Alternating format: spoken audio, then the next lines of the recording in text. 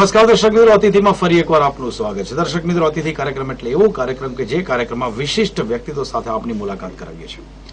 અને આજે અમારા સ્ટુડિયોમાં હાજર છે, કદાચ દર્શક મિત્રો યાદ હશે આપને, એક દશકા પહેલાનો જો સમય યાદ કરો તો એક સ્વદેશી અભિયાન સમગ્ર હિન્દુસ્તાનની અંદર એક વાઇબ્રન્ટ અભિયાન કહી શકાય તેવું અભિયાન ચાલ્યું હતું.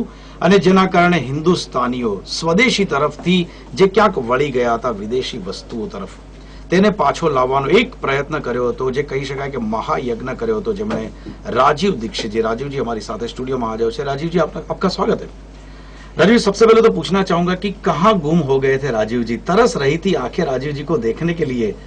स्वदेशी की बात, जो नशा आपने मतलब चढ़ाया था, खास करके बोलूं, हर एक इंसान उस वक्त 92, अगर मैं गलती नहीं करता हूं तो 1992 से आपका अभियान शुरू हुआ था.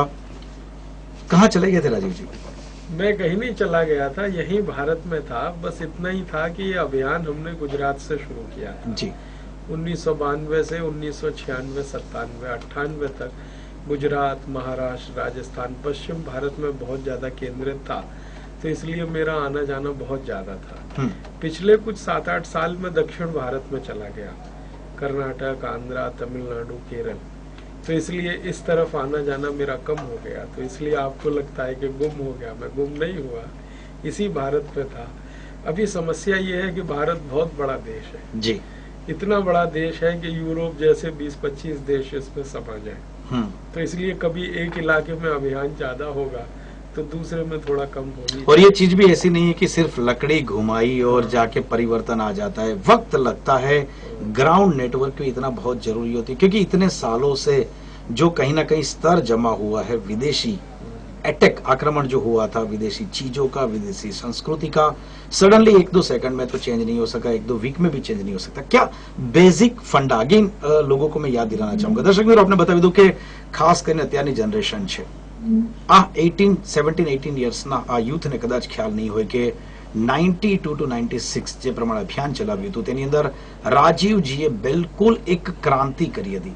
અને ઘણા બધા લોકોએ એમનું વક્તવ્ય સાંભળ્યા બાદ અને લોજિકલ જેમણે આર્ગ્યુમેન્ટ કર્યા હતા તેના બાદ ઘણા બધા લોકોએ વિદેશી વસ્તુઓનો ત્યાગ કર્યો હતો. अगेन मैं बात पे आता हूँ कि क्या फंडामेंटल जो खास करके आपके जो आर्ग्यूमेंट्स थे, क्या थे बेसिक? हमारा सबसे बड़ा आर्ग्यूमेंट ये है कि आजादी मिलने के बाद इस देश में अंग्रेजी, अंग्रेजियत और विदेशी के प्रति मोह क्यों होना चाहिए. आजादी के पहले हम अंग्रेजियत में फंसे हुए थे, ठीक है. आजादी के पहले हम मजबूर थे, अंग्रेजी सामान इस देश में ज्यादा बिकता था, क्योंकि नीतियां इस तरह की बना रखी थी अंग्रेजों ने कि भारत में अंग्रेजी माल जो है वो टैक्स फ्री होगा और स्वदेशी माल पे टैक्स होगा. तो इसलिए ज्यादा अंग्रेजी माल बिकता था. तो सारे क्रांतिकारियों का एक सपना था कि आजादी जैसे ही मिलेगी तो ये अंग्रेजी माल मिलना तो बंद हो जाएगा, भारत में स्वदेशी की तरफ हम बढ़ेंगे. लेकिन आजादी मिलने के 62 साल के बाद भी हालत वही है. पहले एक ईस्ट इंडिया कंपनी का माल बिकता था, अभी 4,500 विदेशी कंपनियों का माल बिक रहा है. तो इसलिए हमारा तो लॉजिक ये है कि भाई आजादी आई है तो उसको सही अर्थों में आजादी स्थापित होनी चाहिए और स्वदेशी की तरफ देश को बढ़ना चाहिए. तो हमारा ये मानना है कि फालतू में विदेशी सामान खरीद कर हम लाखों करोड़ रुपए अपना भेजते ही रहे विदेश को. जो अंग्रेजों के जमाने में जाता था आज भी वही जाए. मैं आपको कुछ आंकड़ों में बताऊं तो अंग्रेजों मुझे बिल्कुल वही रस है, क्योंकि राजीव दीक्षित जी के जब वक्तव्य चलता हो और आंकड़े नहीं आए तो कुछ कमियां लगेगी. बताइए. अंग्रेजों के जमाने में ईस्ट इंडिया कंपनी के ऑफिशियल फिगर्स है कि वो हर साल यहाँ से 70 करोड़ रुपए लेके जाते थे. ये रुपए में मैं बात कर रहा हूँ तब जब 300 गुने से ज्यादा रुपए में इन्फ्लेशन आ चुका है, तब से लेके आज तक. तो अगर वो इन्फ्लेशन को साथ में रखें तो मान लीजिए 21,000 करोड़ रुपए के आसपास वो लेके जाते थे साल में. अब आजादी के 62 साल के बाद करीब 2-2.25 लाख करोड़ रुपए बाहर जा रहे हैं. तो उल्टा हो गया मामला. आजादी के पहले हम ज्यादा स्वदेशी थे, आजादी के बाद ज्यादा विदेशी हो गए. तो हमको स्वदेशी की तरफ जाना है. ये हमारा सबसे बड़ा लॉजिक है कि अपना पैसा बाहर क्यों जाना चाहिए, और वो भी ऐसी चीज वस्तुओं को खरीदी करके जो हम बनाते हैं. राजीव जी, कई बार आपके ऊपर आक्षेप भी लगता है कि हिंदुस्तान की जो बड़ी कंपनी है, खास करके इंडियन कंपनीज है, उनके एजेंट है राजीव दीक्षित। अगर ये आरोप लगता है तो मुझे तो बहुत खुशी है, क्योंकि हिंदुस्तानी कंपनियों की अगर वकालत मैं नहीं करूंगा तो कौन करेगा। चलो बहुत अच्छे। अगर विदेशी चीज के आप खिलाफ है, विदेशी संस्कृति के आप खिलाफ है, विदेशी चीजों जिस तरह से ग्लोबलाइजेशन हो रहा है राजीव जी, कहीं ना कहीं लगता है कि आउट ऑफ डेट बात ये लगती है। स्वदेशी चीजों का जो भी उपभोक्ता है वो स्वदेशी चीजों का इस्तेमाल करे, लेकिन जिस तरह से ग्लोबलाइजेशन हुआ है, एक कंट्री दूसरे कंट्री को मदद भी कर रहा है, कहीं ना कहीं टेक्नोलॉजी का ट्रांसफर भी होता है। हिंदुस्तान की टेक्नोलॉजी बाहर जाती है, बाहर की टेक्नोलॉजी यहाँ आती है। क्या आपको लगता है कि ये बेसिक फंडामेंटल कहीं गलती है? एक जमाने में ये लॉजिक सही था, जिस तरह से आज ग्लोबलाइजेशन इतनी मतलब इतना बड़ा ब्रॉड वे में अगर फैल रहा है, उस वक्त कहीं ना कहीं हमको ये बिल्कुल ये हमारी जो टिपिकल डिमांड है सिर्फ स्वदेशी, उसमें कहीं कॉम्प्रोमाइज करना चाहिए? Do feel that? नहीं, मेरा ऐसा मानना है कि ग्लोबलाइजेशन के समय में भी स्वदेशी की बहुत जरूरत है। मैं आपको एक ताजा उदाहरण देता हूँ। अमेरिका की अर्थव्यवस्था पूरी तरह से ध्वस्त हो चुकी है इसी ग्लोबलाइजेशन के कारण, और यूरोप की अर्थव्यवस्था भी ध्वस्त हो चुकी है। यूरोप और अमेरिका में इतना बड़ा रिसेशन है जो 1930 के बाद कभी आया नहीं।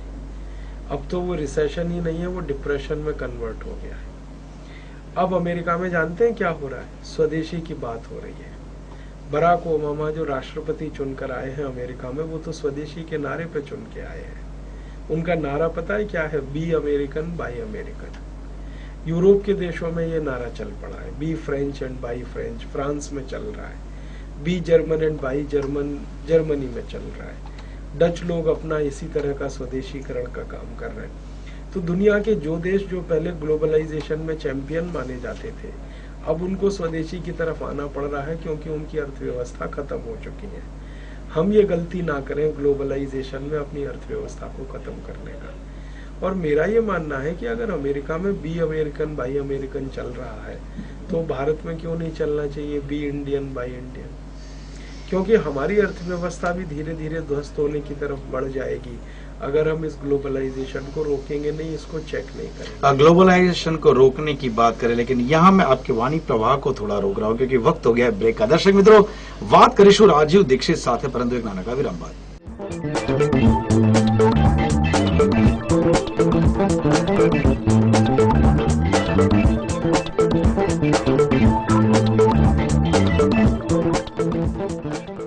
વિરામ બાદ ફરી એકવાર સ્વાગત છે આપનું કાર્યક્રમ અતિથિમાં। વાત કર્યા છે આપણે સ્વદેશી અભિયાનના પ્રણેતા રાजीव दीक्षित जी साथ। राजीव जी, ब्रेक से पहले आपने बताया कि पूरा वर्ल्ड, जैसे कि आपने बताया कि अमेरिका भी स्वदेशी अभियान की तरफ चल रहा है, फ्रांस भी स्वदेशी अभियान की तरफ चल रहा है, जर्मनी भी स्वदेशी अभियान, जिस तरह से मंदी का माहौल वर्ल्ड के सभी कंट्री को परेशान कर रहा है, कहीं ना कहीं आपको लगता है कि हिंदुस्तान की जनता का एक नेचर है बरसों से, अपनी खुद की जो चीज होती है या तो अपने लोगों के द्वारा बताई गई बात को सीधे उनके गले नहीं उतरती, लेकिन जब विदेशी पेक में आती है, अमेरिका ने स्वदेशी बात की तो हिंदुस्तान को करना चाहिए। आपको लगता है कि अमेरिका ने जब स्वदेशी का राग छेड़ा है, अभी हिंदुस्तानी इसी राग पे आलाप लगाएंगे? मुझे ये कहते हुए अफसोस है कि भारत में कई बार ऐसा होता है, क्योंकि राजीव जी की बात मानी नहीं मानी, लेकिन ओबामा ने कहा तो अभी माननी पड़ेगी। अभी नहीं, मैं आपको एक गंभीर बात कहना चाहता हूँ कि जैसे ही बराक ओबामा ने स्वदेशी की बात कहना शुरू किया और पूरी अर्थव्यवस्था का इंटरनलाइजेशन करने की बात की, स्वदेशीकरण, हमारे देश के प्लानिंग कमीशन के डिप्टी चेयरमैन ने कहना शुरू कर दिया, मोंटेक सिंह अहलूवालिया ने। मोंटेक सिंह अहलूवालिया ने अभी थोड़े दिन पहले स्टेटमेंट किया, जो हमारे यहाँ प्लानिंग कमीशन में डिप्टी चेयरमैन है, कि भारत को भी अब स्वदेशी के रास्ते पे ही चलना पड़ेगा। और ये वही व्यक्ति हैं जिनके बारे में मैं आपसे बताऊं, 1991 में इन्होंने कहा था कि राजीव दीक्षित जैसे लोग गद्दार हैं जो स्वदेशी की बात करते हैं। अच्छा, उनका स्टेटमेंट बदल गया? हाँ। अब 1991 में मोंटेक सिंह अहलूवालिया ग्लोबलाइजेशन के बहुत बड़े चैंपियन थे इस देश में। अब 2009 में कह रहे हैं कि भारत को भी स्वदेशी के रास्ते पे चलना पड़ेगा। इतना बड़ा परिवर्तन इनमें कैसे आ गया? वो बड़ा कारण है बराक ओबामा। वो जो आप कह रहे हैं ना, जब विदेश में होता है तो यहाँ भी लोगों की थोड़े से दिमाग बदलते हैं। तो ये एक कारण है, ये शायद हमारे देश में पढ़े लिखे वर्ग का एक बड़ा खराब। लेकिन राजीव जी, जिस तरह से आक्रमण रहा है, क्या लगता है कि this is easy to change? पूरी सोसाइटी का एक थॉट प्रोसेस चेंज करना। और मुझे मालूम है कि 92 से आपने जो अभियान शुरू किया था, मैं अगेन बोलता हूँ कि क्रांति की शुरुआत आपने की थी, कितनी सफलता मिली और क्या आप सेटिस्फाइड है आपने जो भी प्रयास था उससे? पूरा सेटिस्फाइड तो नहीं हूँ, लेकिन फिर भी थोड़ा आंशिक रूप में तो हूँ ही। हमें जो सफलता मिली है, अगर हम प्रतिशत पे बात करें तो 20 से 25% हमें सफलता मिली। राजीव जी, अगेन मैं आंकड़ों पे आ जाता हूँ। जिस तरह से विदेशी चीजों का आप 92 में जब आपने अभियान शुरू किया था, मुझे मालूम है कि आपने टारगेट बनाया था सॉफ्ट ड्रिंक बनाने वाली कंपनी को, स्पेसिफिक आप फिगर्स देते थे। क्या ये सही में लॉजिकली फिगर एग्जैक्ट क्या है, कितना नुकसान हो रहा है इस कंट्री को? देखिए, सीधा सा है, हमने जो सॉफ्ट ड्रिंक बनाने वाली कंपनियां हैं उनकी बैलेंस शीट इकट्ठी की है पिछले 20-1 साल की। जब से वो भारत में आए हैं तब से हमने उनकी बैलेंस शीट इकट्ठी की है। उससे पता चलता है कि एक बोतल वो 70 पैसे में बनाते हैं और बाजार में आराम से 12 रुपए की बिक जाती है। और पानी जो है वो हिंदुस्तान का है, वो अमेरिका से नहीं आता, यहीं का पानी है। अमेरिका से वो एक कंसंट्रेट लेके आते हैं जो पानी में मिला के हमको दे देते हैं। उस कंसंट्रेट में कुछ केमिकल्स हैं, सोडियम मोनोग्लूटामेट है, पोटेशियम सॉर्बेट है, कई बार ब्रोमिनेटेड वेजिटेबल ऑयल मिला है, फिर मिथाइल आइसोसाइनेट जैसी चीज़ें जो बहुत ही गंभीर मानी जाती हैं, बहुत सीरियस है। ऐसी कई खराब चीज़ें जो हमारे शरीर को नपुंसक बना सकती हैं, कैंसर का शिकार बना सकती हैं, वो उनमें मिले हैं। हमारे देश की 2 बड़ी प्रयोगशालाओं ने जांच किया तो पता चला कि हिंदुस्तान की सॉफ्ट ड्रिंक बनाने वाली 2 बड़ी अमेरिकन कंपनियों के सभी ब्रांड में खतरनाक स्तर तक पेस्टिसाइड मिला है। टॉक्सिक जो टॉक्सिन्स हैं जो हमारे शरीर को खत्म करते हैं, वो भी मिले हैं। अच्छा, उन्हीं कंपनियों के हमने यूरोपियन ब्रांड मंगाए, अमेरिकन ब्रांड मंगाए, तो वहाँ पर बहुत सेफ है। वहाँ का जो पीएच लेवल है सॉफ्ट ड्रिंक का, अमेरिका का, वो करीब करीब आप समझ लो 6.5 के आसपास है, 6.5, 6.8। और हिंदुस्तान में जो पीएच लेवल है वो 2.4 है। अब 2.4 पीएच तो एसिड का होता है, जो हम टॉयलेट साफ करने के लिए एसिड इस्तेमाल करते हैं उसका पीएच 2.4 होता है, और यहाँ पेप्सी कोक का पीएच 2.4 है। तो ये जो गंभीर बात है, इसके लिए हमने सुप्रीम कोर्ट तक लड़ाई लड़ी है। राजीव जी को इतने ठोस सबूत देने के बावजूद भी राजीव दीक्षित को नेशनल लेवल की चैनल नहीं बुलाती है बात करने। कहीं लगता है उनको, आपको लगता है कि उनको डर है कि ऐसी बड़ी बड़ी कंपनियां उनका एड बजट कम कर दे या रोक दे? हाँ, ये तो बिल्कुल स्पष्ट है, क्योंकि मुझे राष्ट्रीय चैनल वाले बात करते हैं, वो मिलते हैं, बात करते हैं, उनसे चर्चाएं होती हैं। वो कहते हैं मुझसे कि राजीव भाई, आपकी बातें तो सब सही है, लेकिन हम दिखा नहीं सकते। मैं पूछता हूँ भाई क्या प्रॉब्लम क्या, जब तुम्हें लगता है कि बातें सही? वो कहते हैं कि आप जितनी कठोर भाषा में बोलते हैं और सीधे जो अटैक करते हैं मल्टीनेशनल पे, हमारा तो बड़ा बजट उन्हीं के हिस्से का है। तो इसलिए छोटे जो चैनल हैं या लोकल चैनल हैं जो ज्यादा विदेशी कंपनियों के एडवर्टीजमेंट पे निर्भर नहीं है, आधारित नहीं है, वो लोग बुलाते हैं, बात करते हैं खुलकर। ओवरऑल अगर इकोनॉमी की बात करें, हिंदुस्तान का जो इकोनॉमी है उसके ऊपर विदेशी कंपनियों का कितना होल्ड रहेगा और कितना पैसा, कितनी पूंजी हमारी विदेशों में विदेशी कंपनियां ले जाती हैं? हमारे देश में एक सेक्टर है जिसको FMCG सेक्टर कहते हैं, फास्ट मूविंग कंज्यूमर गुड्स जिसको कहते हैं, घरेलू सामान। इसमें तो सबसे ज्यादा विदेशियों का पूरा कब्जा हो गया है। बाकी कुछ सेक्टर है जिसमें ज्यादा विदेशी कंपनी नहीं आ पाई है, जैसे सीमेंट इंडस्ट्री है जी, स्टील इंडस्ट्री है, जो हमारी मेगा इंडस्ट्रीज हैं, बड़ी इंडस्ट्रीज हैं, उसमें तो इतना दखल नहीं है। मोटर कार की इंडस्ट्री में थोड़ा विदेशी कंपनियों का दखल हुआ है, लेकिन सबसे ज्यादा दखल हुआ है हमारे देश के कंज्यूमर आइटम्स में, क्योंकि इनको बनाने का खर्चा बहुत कम आता है। आपको सुन के हैरानी होगी कि 1 रुपए में बनने वाली चीज 40 रुपए में बिकती है। ओह हाँ, ये स्थिति है। मैं आपको ऐसी कई कॉस्मेटिक्स क्रीम का कॉस्ट ऑफ प्रोडक्शन कैलकुलेट करके बता सकता हूँ, जो 1 किलो बनाई जाए तो मुश्किल से 20-25 रुपए 50 रुपए का खर्चा आएगा, और वो 1 किलो बेची जा रही है 1600 रुपए से 2000 रुपए। लेकिन बिकेगी ना राजीव जी, क्योंकि विदेशी जो आपने बताया खास करके ब्यूटी प्रोडक्ट्स थे, उनकी एडवर्टाइज में दिखाया जाता है कि वही चीज इस्तेमाल करो तो काली भैंस गोरी भी बन जाती है। हिंदुस्तानी प्रोडक्ट जो है स्वदेशी, उसमें वो ताकत दम नहीं है। मेरा तो चैलेंज है, दुनिया में एक भी क्रीम ऐसी नहीं है जो काले को गोरा बना दे, क्योंकि काला होना गोरा होना आपके जेनेटिक मटेरियल से तय होता है। लेकिन विदेशी क्रीम एडवर्टाइज में तो बता देती है। एडवर्टीजमेंट तो 100% झूठ है।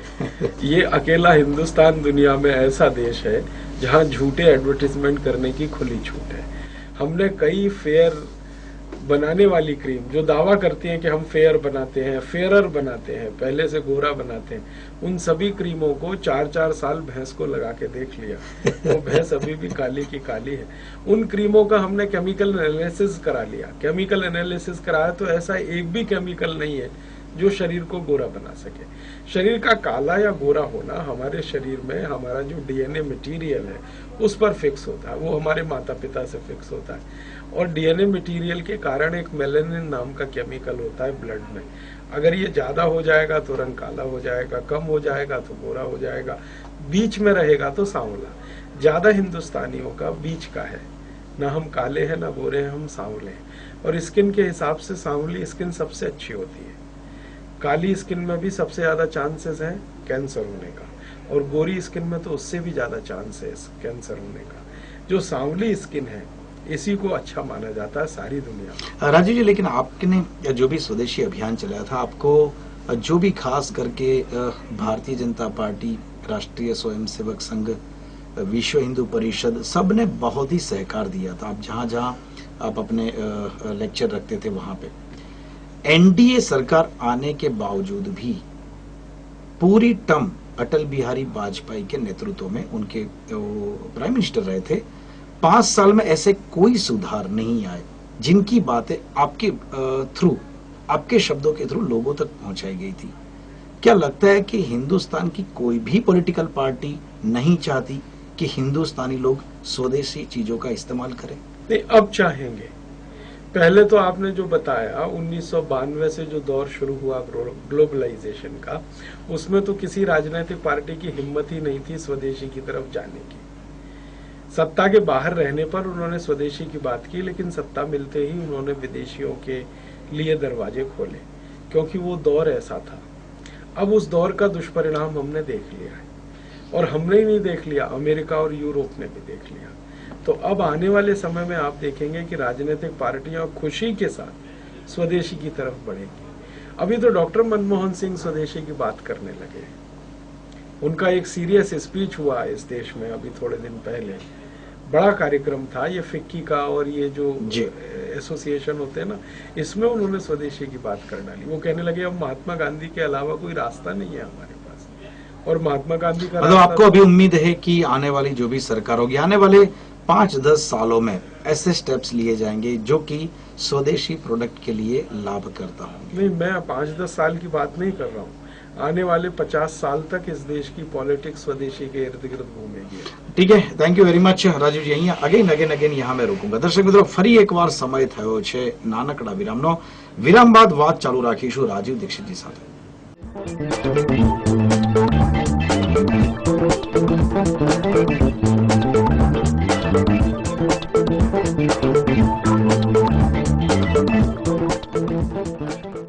વિરામ બાદ ફરી એકવાર સ્વાગત છે આપનું કાર્યક્રમ અતિથિમાં। વાત કર્યા છે આપણે રાજીવ દીક્ષિતજી સાથે। राजीव जी, ब्रेक से पहले आपने बताया कि आने वाले 50 साल तक आपको उम्मीद है कि स्वदेशी अभियान जो भी सरकार आएगी उसको चलाना पड़ेगा, कंसेप्ट उनको लेना ही पड़ेगा, एक्सेप्ट करना पड़ेगा। राजीव जी, एक तीखा सवाल है मेरा कि जिस तरह से आपने स्वदेशी अभियान चलाया था, 92 से 96 तक फुल फ्लेज में चला था, कहीं ना कहीं स्वदेशी प्रोडक्ट के लिए बनाया गया अभियान, राजीव जी का प्रोडक्ट के बारे में जो अभियान था, उनको धीरे धीरे धीरे ऐसा ट्विस्ट किया गया कि विदेशी महिला का स्वीकार न किया जाए, ऐसा भी तो कहीं टारगेट सोनिया गांधी पे तो नहीं था उस जमाने में? बिल्कुल नहीं, हमारा टारगेट कभी भी व्यक्ति विशेष पे नहीं रहा, हमारा टारगेट है विचार का। सोनिया गांधी जी हमारे अभियान में कहीं केंद्र में नहीं है। वहां पे कोई भी बैठे, सोनिया गांधी बैठे, मनमोहन सिंह बैठे, अडवाणी जी बैठे या कोई भी बैठे, हमारे लिए वो कोई महत्व का नहीं है। हमारे लिए विचार महत्व का है, कार्य महत्व का है। जो आपने थोड़ी देर कहा ना, पहले कहा ना 50 साल स्वदेशी ही केंद्र रहेगा, मुझे उम्मीद नहीं है, मुझे विश्वास है, क्योंकि इसके अलावा रास्ता नहीं है हमारे पास। हमारे पास रास्ता क्यों नहीं है? आजादी के 62 साल में हमने 2 बड़े एक्सपेरिमेंट किए। एक एक्सपेरिमेंट किया जो नेहरू जी का मॉडल माना जाता है।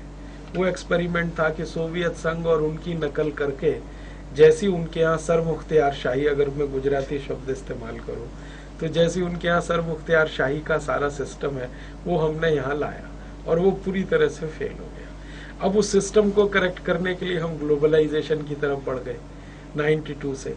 अब ग्लोबलाइजेशन 2009 में आके फेल कर गया। तो दोनों ही सिस्टम हमने देख लिए कर गए, एक एक्सट्रीम लेफ्ट और एक एक्सट्रीम राइट। एक हमने पूंजीवाद का सारा करके देख लिया ग्लोबलाइजेशन में, वो फेल हुआ, और वो समाजवाद का नेहरू जी का फेल हुआ। इसलिए अब तो कोई रास्ता ही नहीं है हमारे पास। तीसरा और आखिरी विकल्प एक ही बचा है, वो गांधीवाद का है। उसी की तरफ बढ़ना पड़ेगा और उसी की तरफ बढ़ते हुए हम समस्याएं हल करते हैं। राजीव जी, टेक्नोलॉजी के बारे में बात करें तो कहीं ना कहीं लगता है कि बिल्कुल 100% स्वदेशी अभियान को कोई कंट्री लेके नहीं चल सकता। कहीं ना कहीं जिस तरह से साइंटिफिकली अगर तुमको सपोर्ट चाहिए, कोई नई खोज हुई है, उसके लिए आपको विदेशी किसी अगर जो भी इनोवेशन हुआ है उसकी टेक्नोलॉजी की जरूरत पड़ेगी। सिर्फ आइडियोलॉजिकल बात करने से मेरे हिसाब से बात नहीं चलेगी, क्योंकि अगर हमें हिंदुस्तान में अगर कोई भी न्यूक्लियर टेस्ट भी करना है, कहीं हमें बाहर से लेना पड़ेगा, कोई टेक्नोलॉजी का इस्तेमाल करना पड़ेगा। अगर स्पेस शटल है 100% स्वदेशी बनाने में शायद टाइम लगेगा। मैं एक बेस्ट एग्जांपल देता हूं, जिस तरह से फार्मास्यूटिकल्स कंपनी में फार्मास्यूटिकल जो फील्ड है पूरा, उसमें बहुत सारा ग्रोथ हिंदुस्तान ने किया है, लेकिन आज की तारीख में भी फार्मा में जो भी रिसर्च करने वाले स्टूडेंट हैं, उनके लिए यहाँ उस टाइप की यूनिवर्सिटी नहीं है। उनको अच्छा पढ़ने के लिए उनको विदेश में जाना ही पड़ेगा। क्यों? बेसिक मूलभूत स्तर से चेंजेस किया जाए कि जहां से जो थॉट है, रिसर्च एंड डेवलपमेंट में काम करने वाले जो भी स्टूडेंट है, उनको सब चीज हिंदुस्तान में। तो शिक्षा की बात कर रहा हूं, शिक्षा में कहीं सुधार की जरूरत, क्योंकि स्वदेशी जो लास्ट गोल है हमारा शुरू होता है शिक्षा से। आने वाले दिनों में जो भी टेक्नोलॉजी हमें बनानी है, इनोवेशन करना है, उसके लिए शिक्षा जरूरी है। बेसिक कहीं न्यू में शिक्षा में सुधार की जरूरत है, बहुत जरूरत है। मैं आपको 2 बातें कहना चाहता हूँ। पहली बात ये कहना चाहता हूँ कि जो टेक्नोलॉजी है वो दुनिया में कोई किसी को नहीं देता। मैं आपको जानकारी दूं, हर एक देश को अपनी टेक्नोलॉजी खुद बनानी पड़ती है। जैसे सैटेलाइट बनाने के लिए हमको किसी ने टेक्नोलॉजी नहीं दी, हमने खुद बनाया। रॉकेट लॉन्चर्स के लिए हमें किसी ने टेक्नोलॉजी नहीं दी, हमने खुद बनाया। सुपर कंप्यूटर के लिए हमको दुनिया के किसी देश ने टेक्नोलॉजी नहीं दी, हमने खुद बनाया। माने जो भी टेक्नोलॉजी है जिसको हाईटेक कहते हैं, वो हर एक देश को अपनी खुद बनानी पड़ती है। दूसरा कोई देश किसी को नहीं देता है। शिक्षा में सुधार की बात, शिक्षा में सुधार ये करना पड़ेगा कि हम हमारी टेक्नोलॉजी जो अब तक हमने बनाई है 62 साल में, इसको लगातार इम्प्रूव करते रहें। उसके लिए R&D के सेंटर्स हमें बड़े एजुकेशनल इंस्टीट्यूशंस में खोलने पड़ेंगे। जैसे इंजीनियरिंग कॉलेजेस हैं हमारे, इनकी सारी लेबोरेटरी को R&D सेंटर बनाना पड़ेगा। और अभी हमारा जो खर्चा है R&D पे, ये खर्चा हमें बढ़ाना पड़ेगा। बहुत अफसोस है कि हिंदुस्तान के कुल GDP का 1% से भी बहुत कम हिस्सा। जितने बड़े बड़े नेता आपको समर्थन भी देते हैं, आपकी जो भी वक्तव्य होता है, आपकी बात को कहीं ना कहीं सच भी मानते और मानते कि आइडियल है। राजीव दीक्षित बिल्कुल सही कह रहे, लेकिन वही नेता के पाँव में नाइकी के जूते होते हैं। तो बातें करना बहुत आसान होता है। शायद हो सकता है कि राजीव दीक्षित पे हम भरोसा करते कि वो एक भी चीज विदेशी का इस्तेमाल नहीं करते होंगे, लेकिन उनके सामने जो हजारों लोग बैठे या तो उनके जो फॉलोअर कहते हैं अपने आप को, वो लोग सिर्फ सुनने आते, बातें करते आपके साथ, लेकिन जब अपनी ऑफिस में जाते हैं तो वही विदेशी चीजों का इस्तेमाल। ये अफसोस की बात है कि अगर कोई स्वदेशी की बात करे और नाइकी के जूते पहने। मेरी कोशिश ये है कि हर व्यक्ति कोशिश करे अपने जीवन में ज्यादा से ज्यादा स्वदेशी होने की। वो 10% हो जाए तो अच्छा, 20% हो जाए और अच्छा, 50% हो और अच्छा है, 100% हो जाए तो सबसे अच्छा है। वो धीरे धीरे उसकी विकास यात्रा है, वो जितना बढ़ता जाए।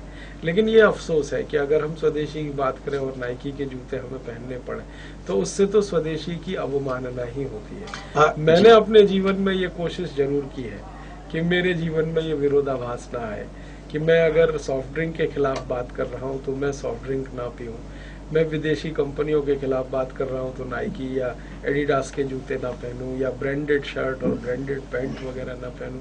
मैं स्वदेशी की बात कर रहा हूँ तो खादी पहनूं, स्वदेशी की बात कर रहा हूँ तो खादी की चप्पल पहनूं। मैंने तो कोशिश की है और दूसरे साथियों से भी कोशिश करवाने के लिए रात दिन में प्रयास करता हूँ। राजीव जी, यहाँ पूछने की मतलब एक खास करके जिस तरह से डंपिंग हो रहा है मास प्रोडक्शन की वजह से, चाइना पूरे वर्ल्ड पे हावी हो रहा है, तो क्या टेक्नोलॉजी मास प्रोडक्शन के लिए हिंदुस्तान के पास इतना पॉपुलेशन है, कहीं ना कहीं मैन पावर का सही इस्तेमाल नहीं हो रहा है, जो इस्तेमाल करने में हर एक गवर्नमेंट फेल रही है? आप क्या मानते हैं? ये बात सही है। हमारे यहाँ एंटी डंपिंग के लॉज हैं लेकिन वो इतने ढीले हैं कि हम उन्हें लागू नहीं करा पाते।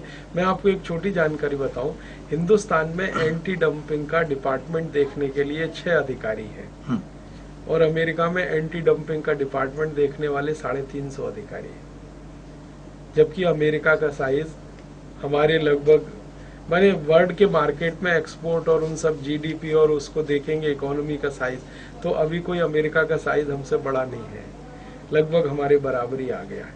तो उनके यहाँ एंटी डंपिंग को सख्ती से लागू करने वाले 350 लोग हैं, हमारे यहाँ सिर्फ 6 लोग हैं और 6 लोग भी लूले लंगड़े विकलांग एकदम।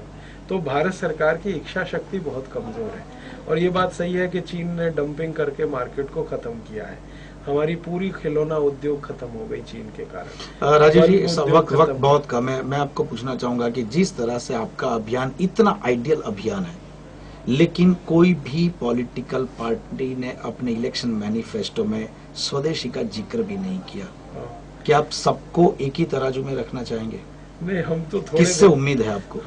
हम थोड़े दिन में ऐसी परिस्थिति बना देंगे कि हर राजनीतिक पार्टी के मैनिफेस्टो में सबसे पहला मुद्दा ये। इस चुनाव की बात कर रहे हैं आप? नहीं, अगले चुनाव की बात कर रहे हैं। यानी क्या सोच सकते हैं कि राजीव दीक्षित खुद का एक कोई पॉलिटिकल पार्टी लेके आए या तो किसी पार्टी में जुड़ना चाहते हैं? नहीं, ना मैं खुद का पार्टी लाऊंगा ना कोई पार्टी में जुड़ूंगा, लेकिन समाज की तरफ से इतनी ताकत के साथ स्वदेशी के मुद्दे को स्थापित करूंगा कि हर राजनीतिक पार्टी के लिए वो पहला एजेंडा बने। राजीव जी, लास्ट क्वेश्चन की आपको क्या लगता है कि जिस तरह से आप विदेशी हर एक चीज को आप बुरी बता रहे हैं, या तो हिंदुस्तान के लिए अच्छी बात नहीं है, लेकिन विदेशी हर एक चीज में से कौन सी चीज आपको पसंद है?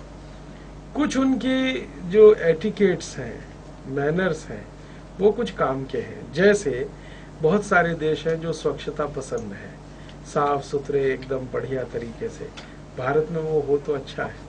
समय की पाबंदी बहुत है कई देशों में, अनुशासन उनके यहाँ बहुत अच्छा है। तो ये चीजें तो ठीक है, प्रोडक्ट्स उनके अच्छे नहीं है।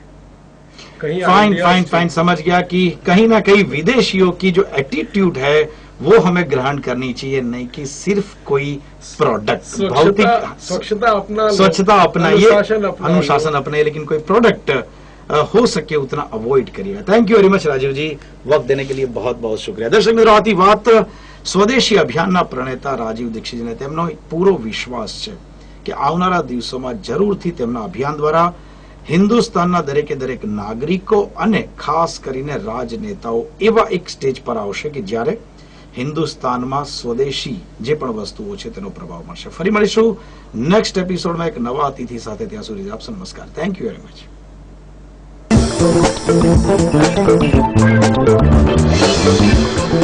Thank you.